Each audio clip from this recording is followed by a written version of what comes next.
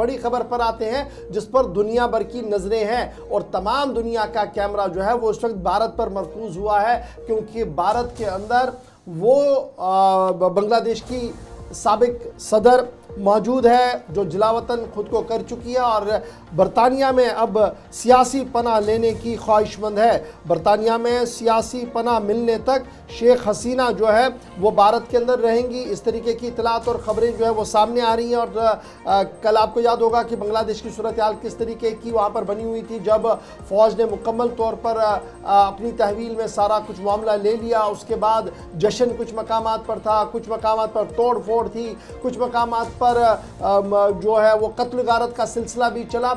इस बीच इतलात और ख़बरें जो आ रही है वो यही है कि शेख हसीना शायद बरतानिया में सियासी पनाह ले सकती है और इस ज़िमन में तमाम तैयारियां जो है वो उनकी तरफ से की जा रही है। बांग्लादेश तलबा तहरीक का मुल्क में फ़ौजी हुकूमत को कबूल करने से साफ इनकार कर दिया है, यानी उन्होंने साफ कर दिया कि किसी भी कीमत पर फ़ौजी हुकूमत को कबूल नहीं किया जाएगा। और तलबा तंजीम की तरफ से अपनी तजवीज़ें फ़ौज को सामने रख दी गई हैं।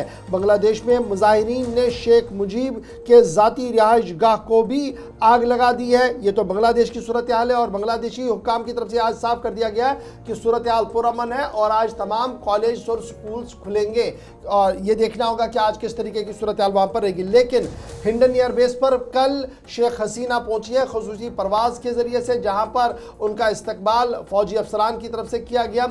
और फिर रात देर के जो कैबिनेट कमेटी ऑन सिक्योरिटी का इजलास नई दिल्ली के अंदर मुनक्किद हुआ, जिसमें वज़ीर ख़ारजा ने कैबिनेट कमेटी ऑन सिक्योरिटी के अंदर बांग्लादेश की मौजूदा सूरत हाल के हवाले से अपनी आगाही दी और मुल्क के अंदर हमने क्या कुछ करना है, क्या कुछ सूरत हाल पड़ोसी मुल्क के अंदर बन रहे हैं, उस पर तबादला ख्याल किया गया। और उसके फ़ौरन बाद खबर ये भी है कि कौमी सलामती के मुशीर की भी मुलाकात शेख हसीना से रात देर गए हुई है हिंडन एयरबेस पर, और आज भी वो हिंडन एयरबेस पर ही अभी तक मौजूद है। और माना जा रहा कि अब तैयारियां शुरू हो गई हैं, जबकि वो अब दिल्ली से बरतानिया की ओर रवाना होंगी। तकरीबन 15 साल तक हुकूमत बांग्लादेश के अंदर शेख हसीना ने की है। आयरन लेडी के नाम से इन्हें जाना जाता था, लेकिन मुल्क के अंदर जिस तरीके से अदम इस्तेकाम पैदा हुआ, तलबा सड़कों पर आए और उसके बाद एहतजाजों का न थमने वाला सिलसिला हुआ, जिसके फ़ौरन बाद कल उन्होंने अचानक से फैसला लिया कि वो मुल्क छोड़ रही हैं। और कल रात देर के शेख हसीना के बड़े बेटे ने एक ट्विटर पर अपना बयान भी जारी किया,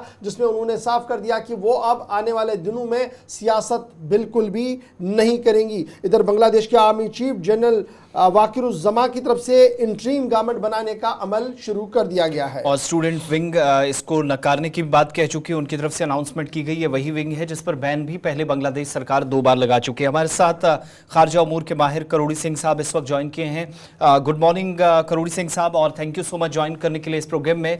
शुरुआत जरा इससे, कल जब हम बात कर रहे थे, कल तक हम देख रहे थे कि शेख हसीना भारत आएंगी, लंदन जाएंगी या कहाँ उन्हें जाना है, लेकिन अब चूंकि भारत में मौजूद है, यहाँ से आगे क्या पॉसिबिलिटीज हैं, किस तरीके से इस 12 घंटे की सिचुएशन को और यहाँ से आगे क्या कदम उठाया जाएगा भारत सरकार की तरफ से। और बांग्लादेश इस वक्त जो जहां पर तकरीबन अभी भी खबरें हैं कि 4.5 लाख के आसपास लोग सड़कों पर हैं, आर्मी के साथ जरूर हैं, लेकिन आर्मी गवर्नमेंट बनाए ये मानने से इनकार कर रहे हैं। ओवरऑल सिचुएशन को कैसे आप देख रहे हैं? देखिए, सबसे पहले आपने मौसम का मिजाज बताया, फिर अब सियासत के मिजाज पे आ गए हैं। और मौसम का मिजाज और सियासत का मिजाज दोनों ही सबसे पहले जो अफेक्ट डालते हैं वो मैसत पे डालते हैं, किसी भी देश की, किसी भी समाज की। आपने जो स्पेसिफिक क्वेश्चन पूछा है, इसके लिए शेख हसीना भारत से कहाँ जाएंगी, ब्रिटानिया उसको पनाह देगा, सियासती पनाह, या दूसरी जगह जाएंगी, इस पे अलग अलग रूमर्स आ रही हैं, अभी अफवाह हैं।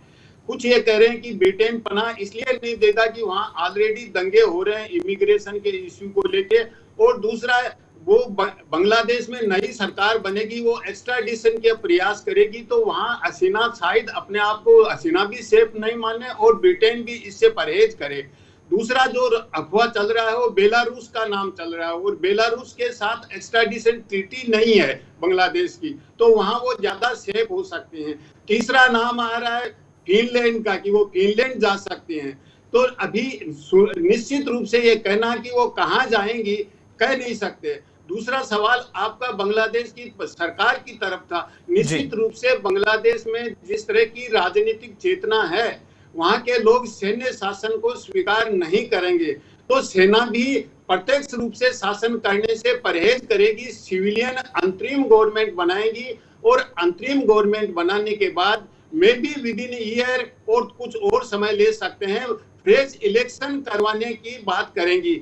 लेकिन हम जो यूनिवर्सिटी वाले हैं उनके लिए बांग्लादेश एक इस तरह का रिसर्च का सब्जेक्ट इमर्ज हो गया है कि autocracy in how autocracies and rise and fall in democracy, तो किस तरह से ऑटोक्रेटाइज डेमोक्रेसी है उनका कैसे पतन होता है और उनका प्रभाव क्या होता है, वो किस तरह से काम करती हैं, ये एक शोध का विषय होगा। लेकिन हसीना का जो मिशन था, एक अपोजिशन पार्टी मुक्त बांग्लादेश की शासन करना चाहती थी, वो बिल्कुल फेल हो चुका है निश्चित रूप से। लेकिन बांग्लादेश की सबसे ज्यादा प्रभाव पड़ेगा अर्थव्यवस्था पे।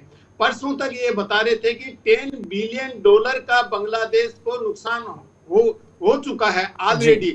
कल जो डैमेज हुआ है वो तो अभी कैलकुलेट ही नहीं किया है, लेकिन परसों तक का ये एस्टिमेट बता रहे थे कि तो ऐसी स्थिति में जैसा मैंने कहा था कि अगर सियासी मिजाज बदलता है तो मैसियत सबसे ज्यादा अफेक्ट होती है। तो बांग्लादेश जो इकोनॉमी में अच्छा परफॉर्म कर रहा था, पर कैपिटा इनकम अच्छी थी, जीडीपी अच्छी थी, वो अब रिवर्स गियर में आ गई है। और मुझे लगता है कि रिकवर करने में केवल 1-2 साल नहीं, कोई लगभग 1 दशक लगेगा कि पुरानी पोजीशन चैलेंजेस काफी ज्यादा। अच्छा, ये कल तक हम कह रहे थे कि आम इन्हें 45 मिनट दिए कि आप देश छोड़कर चली जाएं, पीछे मुड़कर न देखें, कुछ शर्तें भी हसीना ने रखी, वो भी नहीं मानी गई। लेकिन इन सब के बीच में जो डैमेज कंट्रोल करने की कोशिश आर्मी की तरफ से हुई है, क्या ये बात सही मान ली जाए कि आर्मी ने ये सब कुछ कराया, या फिर वो जो फैसला जहां से प्रदर्शन शुरू हुए थे असल इस सारे मामले की जड़ वही है और फैसला वापस लेने में भी शेख हसीना और उनकी सरकार ने देर कर दी? देखिए, ये तो मैं नहीं कह सकता कि आर्मी ने करवाया है, क्योंकि मिलिट्री है वो पॉलिटिसाइज्ड है। बांग्लादेश, दक्षिण एशिया में बांग्लादेश और पाकिस्तान 2 देश हैं जिनमें मिलिट्री पॉलिटिसाइज्ड है जी। लेकिन मिलिट्री ने ये करवाया हो ऐसा कोई संभावना नहीं है। दूसरा, एक कॉन्स्पिरेसी थ्योरी भी आती है कि फॉरेन हैंड है, विदेशियों ने करवाया है, वो भी मुझे इसमें नहीं लगता। ये तो बांग्लादेश की जो हसीना की राजनीतिक स्टाइल थी, जो ऑटोक्रेसी वाली और प्रजातांत्रिक जो प्रक्रिया थी, उसको लगभग सैबोटाज करने का उनका एटीट्यूड था कि डिसेंट की वॉइस सुनना ही नहीं है। तो ऐसा लगता है कि जो भी रीजन की बात करता था उसको ट्रेजन मान लिया जाता था। तो एक तो वो सबसे बड़ा इश्यू है। दूसरा, जो इमीडिएटली ट्रिगर किया वो कोटा जो इश्यू था वो तो था ही, लेकिन इसके अलावा बांग्लादेशी समाज में राजनीतिक दृष्टि से जो ध्रुवीकरण है, पोलराइजेशन है, वो इस्लाम पसंद और बंगाली तहजीब पसंद 2 अलग अलग ग्रुप हैं, उनके टकराट का है। ये बांग्लादेश में ईस्ट पाकिस्तान के दिनों से ही चला आ रहा है। तो उनमें कौन सा हावी हो, हसीना है वो बंगाली तहजीब पसंद ग्रुप की थी, और दूसरे जो अगेंस्ट में हैं वो इस्लाम पसंद ग्रुप के हैं। तो ये स्टूडेंट, इनिशियली स्टूडेंट मूवमेंट था, लेकिन अब स्टूडेंट बैकग्राउंड में हो गए हैं और सामने जो आ गए हैं वो हसीना के प्रतिद्वंदी थे, वो राजनेता आ गए हैं। तो ऐसी स्थिति में जिस तरह की अंतरिम गवर्नमेंट बनेगी, वो मेरे को लगता है कि कुछ स्टूडेंट्स के रिप्रेजेंटेशन के साथ जो मैच्योर पॉलिटिशियन है, जिसमें मोहम्मद यूनिस का नाम भी सामने आ रहा है, जो नोबेल लॉरिएट हैं,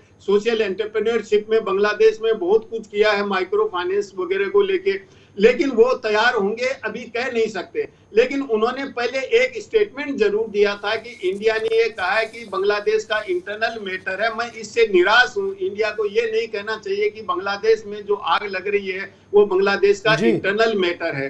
तो अगर मोहम्मद यूनुस बनते हैं तो वो भी साल भर या कितने दिन चलाएंगे, नई जो चुनाव के बाद सरकार आएगी तभी बांग्लादेश की स्थिति स्पष्ट होगी, बहुत हद तक मजबूत होगी। करोड़ी सिंह साहब, बहुत बहुत शुक्रिया प्रोग्राम में वक्त देने के लिए, हमारे साथ मॉर्निंग शो में ज्वाइन करने के लिए।